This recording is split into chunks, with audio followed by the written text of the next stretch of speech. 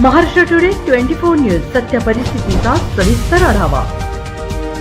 उत्तर महाराष्ट्रात उष्माघात उकाड्यामुळे 5 जणांचा मृत्यू। महाराष्ट्रातील धुळे, नंदुरबार जिल्ह्यातील जळगाव येथील जनजीवन तीव्र उष्णतेमुळे विस्कळीत झाले आहे। जळगावचे तापमान सध्या 45 अंशाच्या वर गेले आहे। जळगावमध्ये उष्णतेमुळे 5 जणांचा मृत्यू झाला आहे, परंतु उष्माघाताच्या तपासणी अहवालास वेळ लागणार असल्याने कोणतीही अधिकृत पुष्टी झालेली नाही।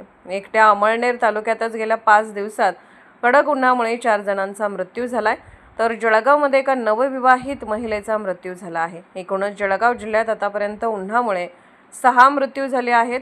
महाराष्ट्र टुडे मराठीसाठी ब्युरो रिपोर्ट, जळगाव, नंदुरबार। एक पेशेंट वैशाली भिल 20 साल की औरत थी, तो वो शाम में अभी 5:40 पे यहाँ पे लाई गई थी।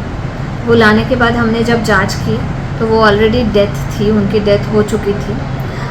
हिस्ट्री ऐसी जब हमने देखा, वो रेफ़र करके आई थी, तो पीएचसी नेरी से वो रेफ़र करके यहाँ पे आई थी और रेफरल शीट में ऐसा लिखा है कि उसको थोड़ा फीवर था सुबह से और उसके बाद में वो बेहोश हो गई थी और उस कारण उन्होंने वहाँ से नेरी पीएचसी से यहाँ पे रेफ़र किया।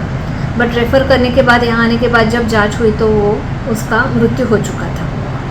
तो ये क्या सनस्ट्रोक कह सकते हैं उसके सिम्टम के हिसाब से, या कैसे डिक्लेयर क्या हुआ? अभी तो हमने पीएम के लिए बॉडी हमने भेजी है, तो सुबह कल पीएम होगा और उसके बाद में हम पीएम के रिपोर्ट के आधार से ही हम उसका कॉज ऑफ डेथ यानी डेथ किस वजह से हुई उसके बारे में बोल सकें।